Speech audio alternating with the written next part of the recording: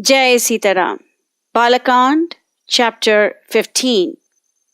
In this chapter, we have already seen that the Devatas have approached Brahma to figure out a way to destroy Ravana, and Brahma has decided that only a human being can kill Ravana.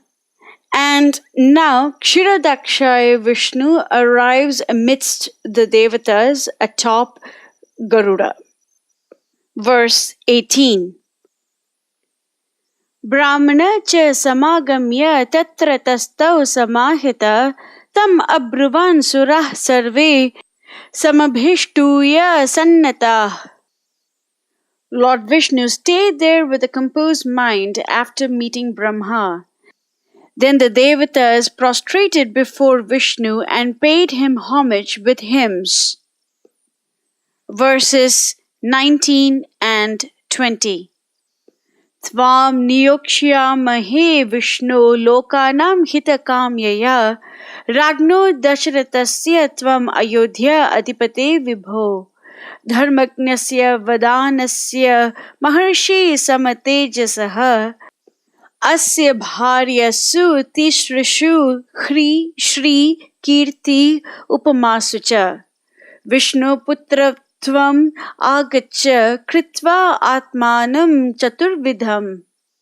O Vishnu, we pray for the welfare of all the worlds, that you deign to be born as the 4 sons unto Dasaratha of righteous heart and saintly life, the Lord of Ayodhya, from whom none ever ask in vain.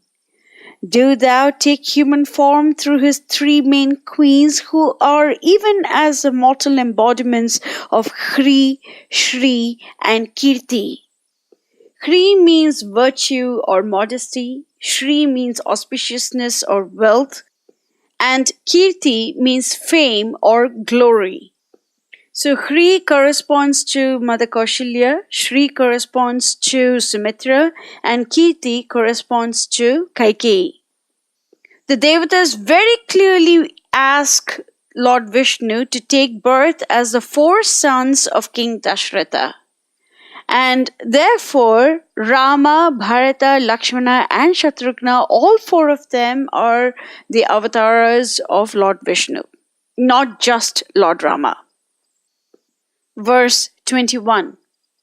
Tatra tvam manusho bhutva pravriddham loka kantakam avadhyam daivateh Vishnu samare jahi Ravanam.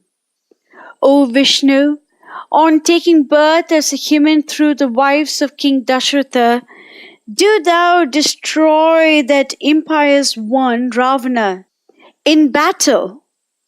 He is the scourge and terror of all beings and is not to meet his death at the hands of any but man.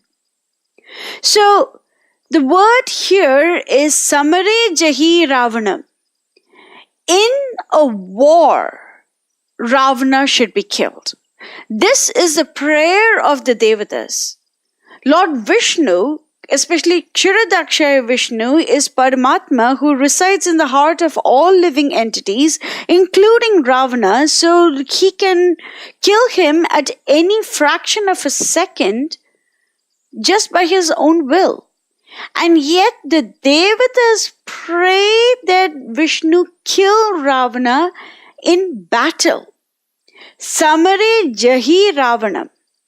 That Vishnu should take birth as the 4 sons of King Dasaratha, and in that form he should kill Ravana, and not just by any means, it's in a battle.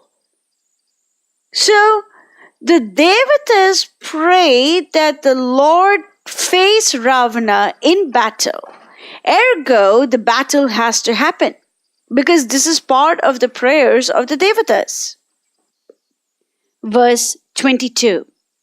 Sahi devan sa gandharvan siddhan cha rishi sattaman rakchaso ravano murkho virya udrikena badhate.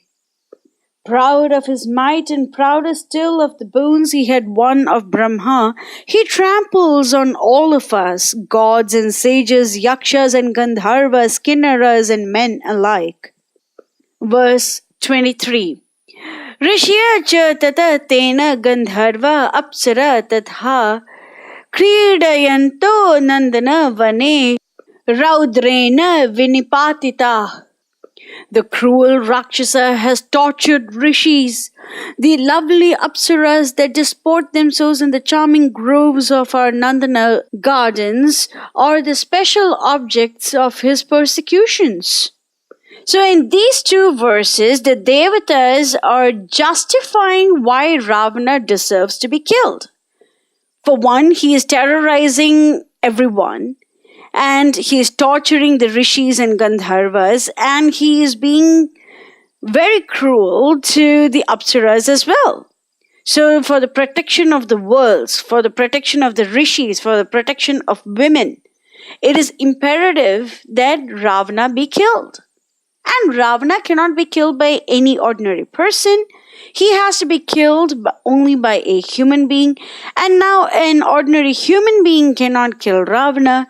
And therefore Lord Vishnu has to take birth as the four sons of King Dasaratha and annihilate Ravana in battle.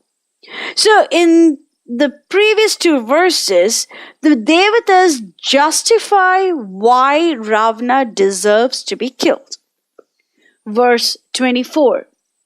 Vadhartam vayam ayataha tasya vay munibhi saha siddha gandharva yaksha cha tatah tvam sharanam gata. We, the Siddhas, Gandharvas, Yakshas and sages, the denizens of the three worlds, pray his death at thy hands and take our refuge in thee. Verse 25. Tvam gati parma deva sarvesham na parantapa vadhaya deva shatrunam nirnam loke manah kuru. Thou art our only stay and support, and we pray that thou wilt be pleased to come down on earth and eliminate the enemies of divinity. The Devatas thus appeal to Lord Vishnu. Verses 26 and 27. Evam uktasu deveshu Vishnu tridashah pungava pitamaha purogantan sarva loka namaskrita abravit tridashan sarvan sametan dharma samhitan. Then unto the expectant Brahma and the attendant celestial hosts spoke the world-honored one, Vishnu, the Lord of Lords. The key word mentioned over here is Tridashan Pungava. Tridashan means the Devatas and Pungava means the best of, the foremost of those. So this is another statement made by Valmiki that proves that Vishnu is head and shoulders above all the other Devatas. So it's Tridashan Pungava. And the next description is Sarva Loka Namaskrita, the one who is revered by everyone in all the worlds. Sarva Loka Namaskrita. Then Valmiki says that the Devatas as Dharma Samhitan, they are guided by the laws of righteousness. So righteousness basically means to take shelter of Lord Vishnu. There is no other righteous path meant for civilized beings. The righteous path is to take the shelter of Lord Vishnu. This is the reason why the Devatas say, Tatastvam sharanam gataha. Therefore, we are taking shelter of you. Tvam sharanam gataha. And how does the Lord respond to such righteous Devatas? In the next verse, we are going to see the first line spoken by Lord Vishnu in Valmiki Ramayana, and this is extremely significant. verses 28 and 29. Bhayam tyajata bhadram vo hitartam yudhi ravanam saputra pautram sa amatyam sa mitra jnati bandhavam hatva kruram duradarsham deva rishinam bhayavaham dashavarsha sahasrani dashavarsha shatani vicha Vatsyami manushe loke palayan pridhvim imam. Fear not, my children, all good betide you. I shall come down among men as the sons of Dasaratha, and shall slay in dreadful battle Ravana, that terror of yours, and of every devout and virtuous soul. Nay, his sons, grandsons, friends, and kinsmen, even unto the last remove. And mortal years 11,000 shall I reign over the earth, restoring law and order. Thus Vishnu assured the gods. Verse 30. Evam dattva varam devo devanam Vishnu atmavan manushe chintaya masa janma bhumin atah atmana. Lord Vishnu, the kind and supreme one, having thus given boons to the Devatas, reflected as to the place where he should take birth as man in this world of men. Verse 31. Tatha padma palakshaksha kritva atmanam chaturvidham pitaram rochayamasa tada dasharatam nrupam. The lotus petal-eyed one resolved to manifest himself as the sons of Dasaratha, whose saintly virtues attracted him to take birth in his family. So once again, Valmiki specifies the word Chaturvidham. So the Lord decides to be born as the four sons of King Dasaratha. It's not just Rama who is the avatara. Even Bharata, Lakshmana and Shatrughna are avatars of the Lord. Verse 32.